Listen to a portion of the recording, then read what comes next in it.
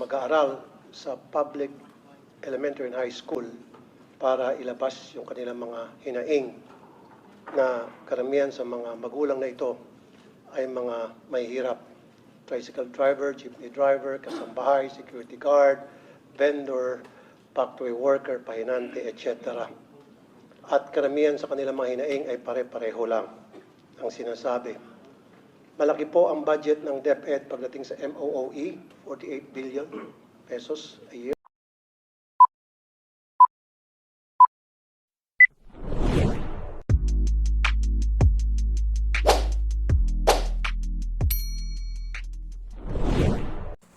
Welcome back sa aking YouTube channel. Para sa mga first time lang po na manood, please click mo na yan, Jeremy's TV, Manila. Anyway guys, wala nang buy to libre lang. Tulong mo na lang din sa kapwa mo. Alright, thank you very much po. So topic natin po today's video, politics tayo guys. So Idol Rapi Tulfo, binanatan si BP Inday Sara Duterte. Yan dahil sa usapin ng budget. So sa ngayon kasi guys, sa Senado, sa Kongreso, pinag-uusapan na kung magkano dapat ang mga pinamimigay ng budget. So ngayon nga, nakasalang yung DepEd, na which is ito yung pinakamalaking budget sa mga departamento, lahat ng department ng ating gobyerno, DNR, kung ano-ano pa. Ito yung pinakamalaki. So sa ngayon, ang hinihinging budget is 758 billion guys.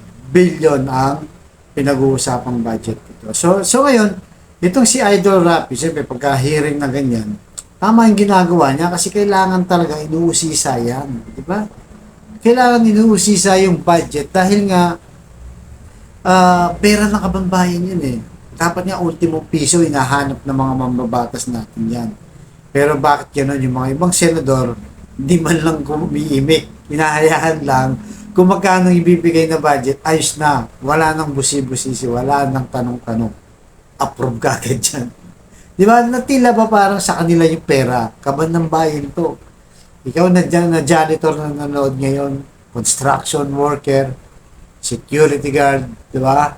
Painante, sales lady, at lalo na mga kababayan natin, OFW na nagpapagod, lalo na yung mga domestic helper, na iniiwan ng pamilya para magtrabaho doon, para makatulog sa ating bansa, sa kanilang remittance. So, mga tax lahat natin to, yung titinda, mga negosyante, lahat tayo apektado dito. Nagpagas ka ng motor, lahat tayo, napaka-importante ng budget. So, ngayon, binubusisi nga ni Idol Rapi, ang tanong niya kasi, bakit sa laki ng budget ng DepEd, billion, di ba? Nasabi nga, 758 billion ang pinapaano ngayon. Bakit patuloy ang contribution, donation, di ba, o collection dyan sa mga eskwelahan? So, totoo yan. Kasi nga, ayon sa kanya, maraming mga lumalapit, nagko-complain. May mga prueba siya, may mga dokumento na nangyayari talaga yan. Di ba? Bakit kailangan po mag-abono? Na alam naman natin, pagka-ordinaryong tao lang, sapat lang ang pera. Di ba? Maitawid lang. So, kanina nga, dahil bumaha dito sa Manila, may kukwento lang ako sa inyo. Dahil umuulan ng malakas, hindi kaagad kasi nasuspende yung pasok. So, ngayon, mayroong isang nanay dyan na 4 yung anak. Pag namasahid daw sila, 14, di ba? Times 4, tsaka siya, bali 5 sila. 14 times 5, and almost 70 pesos yan. Papunta pa lang yun sa school. So, kung balikan, di 140. So, dahil nasuspend na nga, nakapunta na sila sa eskwelahan, so gumastos na, di ba? So, ngayon, dahil nagastos na yung 70, wala na silang pamasahing pabalik. Di ba? Wala na silang pamasahing pabalik. Kaya, naglakad na lang daw sila. 30 minutes silang naglalakad pauwi ng bahay nila. So, ito yung mga ordinaryong talagang taong walang-wala. So, iba-iba kasi yung estado natin. Tayo, simple lang, kahit papaano, hindi naman tayo ganun kahirap, hindi rin naman tayo mayaman, nasa almost middle class lang tayo. Pero yung mga ganitong ordinary na tinatawid lang yung pag-aaral para lang yung anak, kahit mahirap sila, gusto nilang makatapos para nga umangat sa buhay. Alam naman natin, di ba, yung pag-aaral, yan ang susi ng ating karamihang tagumpay. Kaya nga yung kabataan dapat mag-aral ng mabuti, quality education, services, ang ibigay ng pamahalaan. Dahil yan na nga ang kinabukasan natin, di ba? Kagaya ng sabi niyo, Sir Rizal, ang kabataan ay sa pag-asa ng bayan. Pero paano pag mga ganito? Di ba? So, pakinggan muna natin yung mga ilang tanong ni Idol Rapi sa Senado na kanyang concern. Kasi nga, sabi niya, kailangan magsalita ako dito, baka mamaya hindi niyo ako papagsalitaan. Kasi kagaya na nangyari, di ba? Doon sa Kongreso, itong sila Makabayan Black, ayaw pagsalitain. Tinerminate agad yung session nila para hindi na matanong, mabusisi itong si Sara Duterte doon sa 125 million na confidential fund at doon sa budget na 2.3 ng OBP, Office of the Vice President. So, pakinggan muna natin guys, tapos magbibigay tayo ng reaction. Ito. Nag-away pa kami on air niya sa Wanted sa radyo because ayaw niya maniwala hanggang sa pinadalahan ko siya ng mga reklamo and nakita niya po na talagang valid and then nag-issue po siya ng memo na stop na yung contribution, voluntary contribution. After a few months, nagsibalikan din po hanggang ngayon. So is there a way na talagang once and for all, since senador na po ako, because I promised na once ako'y maging senador, I'll put a stop of this nonsense. Nung ako po'y wanted sa radyo na broadcaster, of course wala po akong magawa, all I can do is call the authorities and tell them, hey, we have complaints pertaining to this and that. Now that I'm senator and they elected and voted me para mabigyan solusyon itong problema ito na mga magulang mag-aaral, I have to do something to put a stop to these problems once and for all. Can you guys promise me na mainto na to para ako po ay maging supporter ng inyong budget at hindi ko po kontrahin. Humingi kayo ng 1 trillion pesos for all I care. Kasi alam ko kailangan po ang maayos na budget para sa DepEd. And I firmly believe na kailangan talaga ng DepEd ng pinakamalaking budget among all other agencies because we need to give quality educations to our poor na mga kababayan. Because I believe in who he was less in life should have more in law. So dapat sa ating batas, bigyan po ng magandang edukasyon, bigyan po ng magandang servisyo ang mga mayor nating kababayan. Dito lang po sana sila makakabawi. And I agree, dapat pabawiin natin sila sa pamagitan ng bigyan ng quality education. Pero how can we give these students quality of education kung kulang-kulang? And then we're teaching these kids to be corrupt when they grow up. How and why? Because they know and they knew na yung paghihingi sa kanilang contribution ay pangingikil.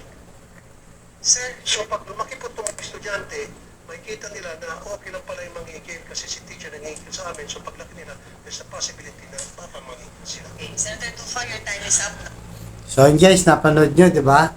So, ang concern talaga ni Idol Rapi, bakit nga naman nagko-contribute pa, di ba? Kailangan bigyan ng magandang edukasyon yung ating mga kabataan. Kasi nga, yun nga, sabi niya, parang natututunan na ngayon mangikil. Kasi parang pwede naman palang mangolekta, di ba? Yun ang sinasabi niya. Kaya nga, sabi niya kahit 1 trilyon yan ang budget nyo. Basta mahinto lang tong donation na to, tsaka mga contribution na to. Kasi pasakit to sa mga magulang, tsaka mga kabataan, mga estudyante. Kasi nga, wala ka na nga, kung imbis na gastos na ng DepEd yan, sin-shoulder pa ng magulang. Although sinasabi nila na volunteer lang daw. Dapat kahit volunteer, wala. Wala nang pera. Paano pag nag-volunteer dyan, okay lang yun, sabay kahit paano may pera, di ba? Paano yung sa wala, napapahiya pa doon. Dahil siyempre, sa panahon niya, may mga GC tayo, di ba? So, yung mga nagko-contribute, nakikita nila kung sino, at kung wala pa, napapahiya ka. Kung wala talagang ibigay, yung mga isang kahigisang tuka natin kababayan, kawawa, di ba? At ako, mas concerned ako doon sa sinabi ng quality education na ibigay natin sa mga estudyante. Tama yun. So, unang-una, ano ba yun? Unang-una, dapat yung classroom maganda, guys. Dapat maganda yung classroom. Kaya nga, di ba, binlag natin yung pinagawa ni Isko, di ba, paulit-ulit man, talagang ulitin ko dahil napakagandang proyekto, di ba? Nagpagawa siya ng public school na world class. may aircon. Napakaganda, 10th floor, may elevator. Wala nang problema ang teacher. Hindi nahihingi ng pampintura, ng pang ano guys, pang repair. Kasi dito, ang ayon sa kanya, marami rin ang humihinging tulong. Diba? Yung mga reklamo mismo ng mga magulang at teacher. Kaya nalaman, kasi alam naman natin, di ba? Yung si Idol Rapi, talagang yung Radyo 5 niya, na programa niya sa TV5, talaga namang direkta niyang nakakausap ng ating mga kababayan. Kaya alam niya. Ito yung mga talagang mga problema. At ako guys, sasabihin ko na siya, ako kasi may kapatid din na teacher. So bukod sa kapatid na teacher, meron din akong mga kaibigang teachers guys. So nung pagkatapos lang ng brigada ni BP Sara, di ba? Naglunsad siya ng brigada, tanggalin lahat ng decoration. Gusto niya walang masyadong naka-display dyan. Kaya nga tinanggal yun. So ngayon nung tinanggal yun, siyempre, yung mga eskwela, may mga nakadikit na papel pa yan, di ba? May mga dumi-dumi pa yan. So kailangan tanggalin yun, tapos pinturahan para magandang tingnan. Ang matindi nito, sagot pa yan ng mga teacher, humihingi pa sa mga estudyante, di ba? Kumbaga, nagprograma yung gobyerno, particularly ang DepEd,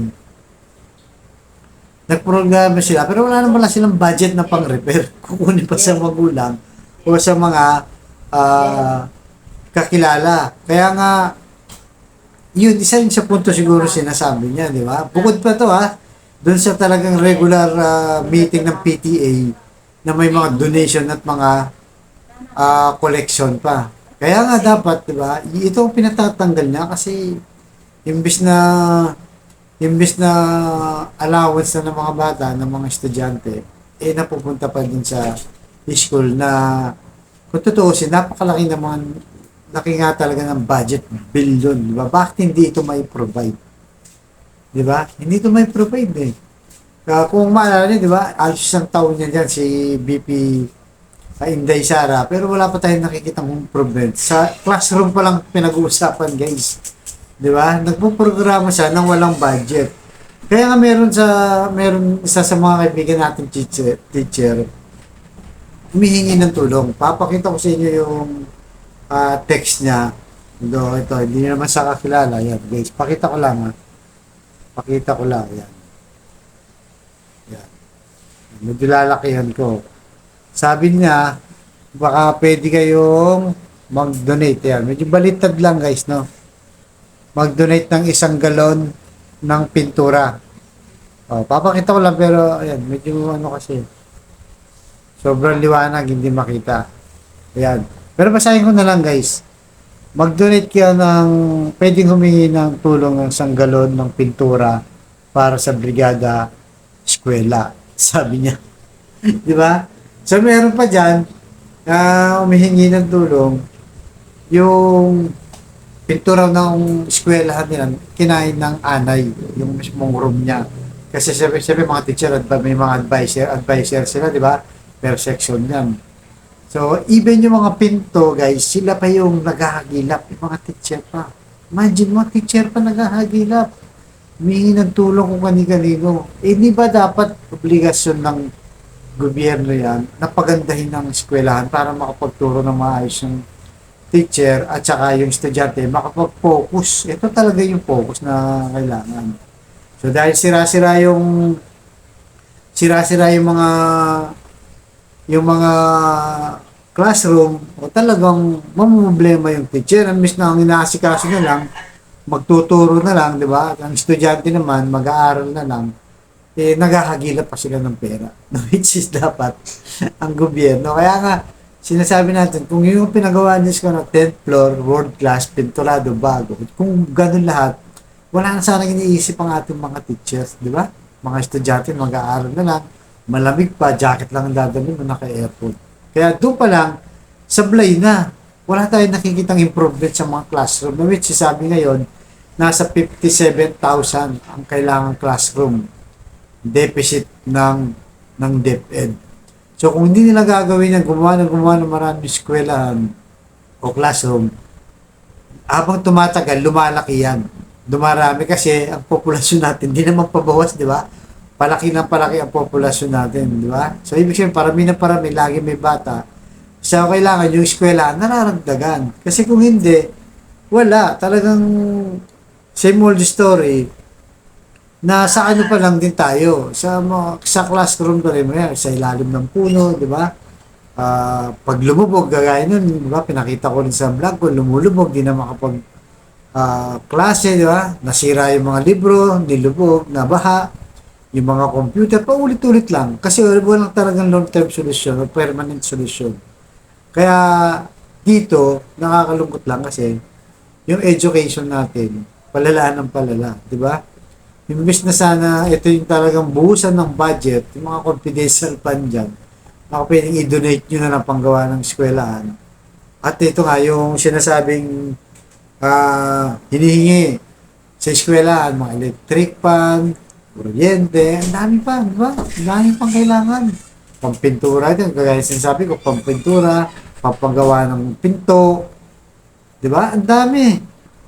So, nasa ngayon yung budget? Yan ang tinatanong nga ni Idol Rapi kung paano nila ginagastos yung billion pesos na yan. At wala daw alos mga teacher na nakakatanggap na kagaya ng kinukwento ko, mga kaibigan nating teacher, na humihingi ng tulong kung kani-kanino.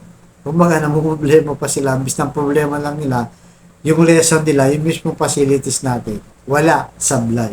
So, pakinggan pa natin guys yung ibang ano ni Idol. You've been informed that your time is up.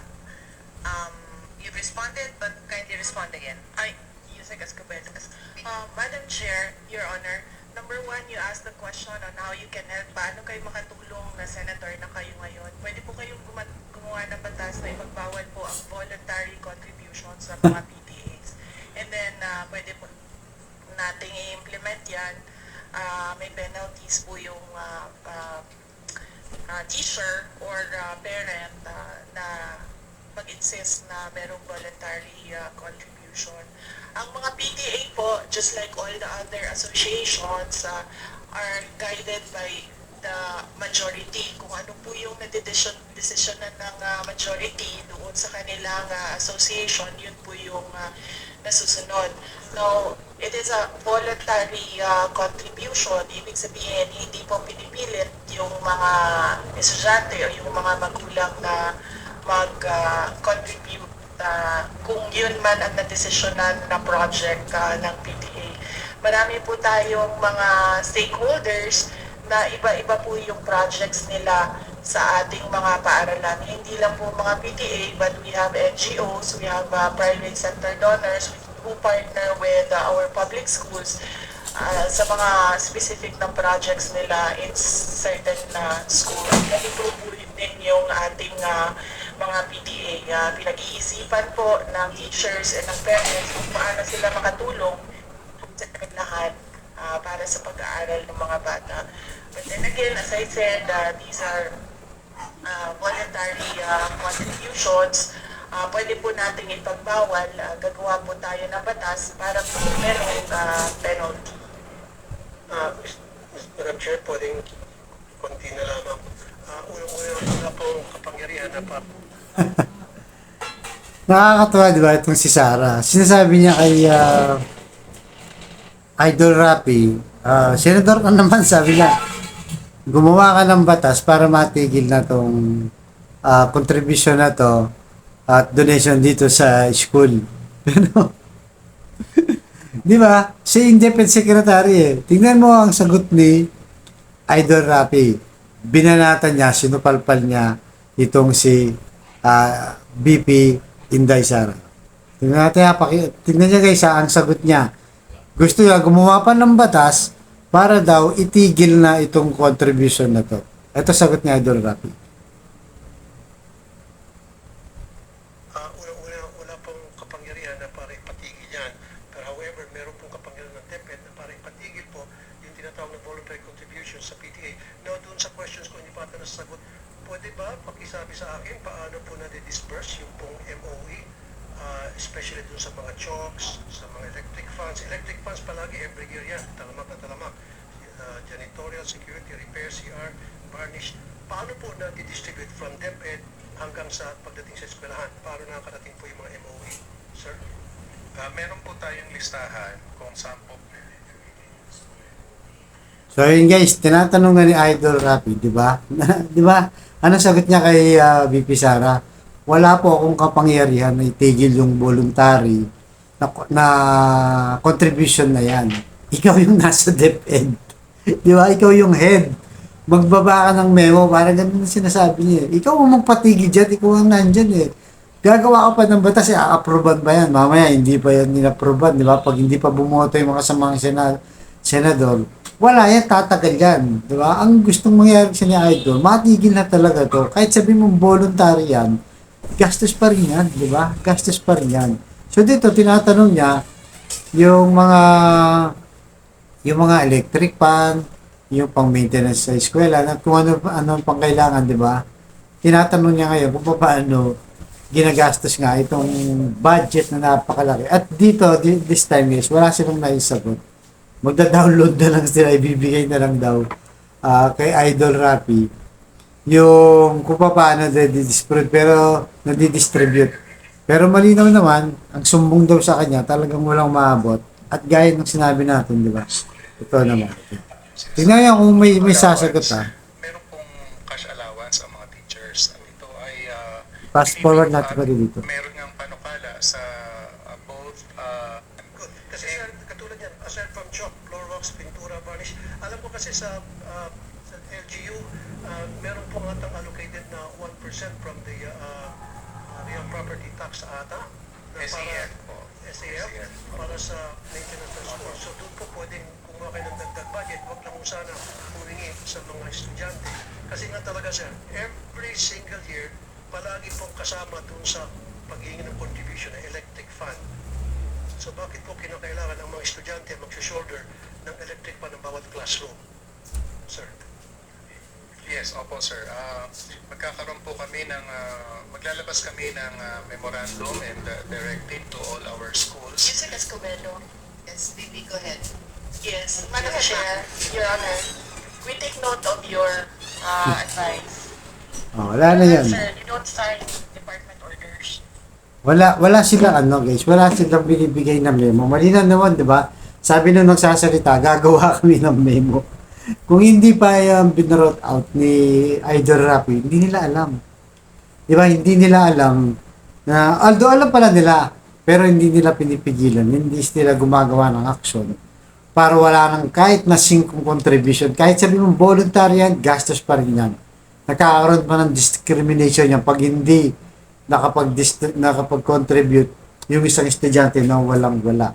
So, yun guys, di ba? Alam niyo, napakalungkot na lahat ng halos problema natin sa ating gobyerno, puro basic. Kagaya nito, di ba? Yung ibang bansa pinag-uusapan na yung mga high-tech na, di ba? Yung mga equipment na ginagamit nila sa eskwelahan, kung paano tumaas ang standard nila. Kaya nga, di ba?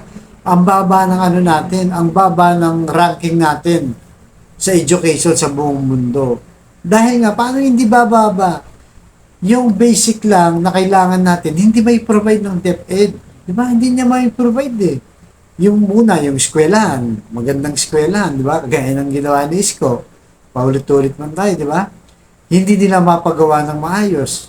Kulang 59,000. Kulang sa teachers. Kasi yun, mga basic lang eh, na pwedeng punan kung talagang gugustuhin nila, di ba? So ngayon, problema may teacher sa mga maintenance ng eskwelahan, yan. Kailangan pa may contribution, may mag-donate. Di ba? Eh kung lahat yan i-provide na ng gobyerno, wala namang masyadong isipin yung teacher, tsaka estudyante, tsaka mga parents.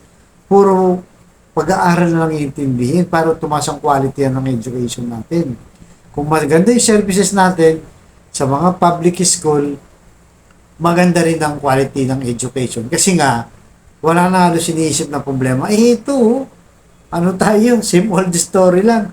Yung problema natin doon, hanggang ngayon, problema hindi masolusyonan. Di ba? Isang taon na dyan si Inday Sara, pero wala pa tayong nakikita kagaya, nagpagawa ng mga world class na eskwelahan. Wala. nagpagawa ng kung ano-ano. Wala pa. Di ba? Wala pa silang pinapakita. Pinakita dati, nagpipintura sila kasama si BBM. Di ba? Yung mga bandage solution na toothbrush drill. Di ba? Yan po na nga sikasuhin niya kasi yung DepEd na yan. Ayusin muna, yung basic lang muna. Basic lang. Para yung ating mga estudyante talagang makahabol sa ibang bansa. Kaya nakakalungkot, sa basic pa lang tayo. Yung ibang bansa malayo nang narating sa education, talaga namang pinagbubutihan yung pag-aaral, pinaglalaban nila sa ibang bansa. Tayo wala. Eskwelahan pa lang, sablay. Teacher pa lang, sablay. Wala eh. Kaya sana guys, sa susunod, talagang iboto nyo talaga yung nakikita natin na may productive. Kasi kagaya niya, may sinasabi siyang malaki pondo ng confidential fund. Ang laki, di ba? Oh. Saan napupunta yun? Kung saan dinadala. Hindi mo nga maayos yung eskwelahan kung saan pa niya dinadala, di ba? Ayusin mo na yung eskwelahan, mga basic lang, classroom, teachers. Yun lang muna ayusin. Para unti-unti may natatapos sa problema natin. Kaya nasabi ko, habang tumatagal, dumadami yung populasyon natin, dumadami nangangailangan ng classroom. Kung hindi sila magpapagawa kayo ng isang damakmak na classroom, lahat na mag-aaral, darating yung panahon, nasa puno na lang ng kahoy sa ilalim. Di ba? Kaya gayahin nyo sa ISCO, 10th floor, world class, aircon pa. Di ba? Napakaraming school, wala nang problema ang estudyante, wala nang problema teachers, yung mga magulang, wala nang repair dyan kasi napakaganda na, di ba? So, yun lang ang sa atin guys. So, ganito lamang. Thank you very much.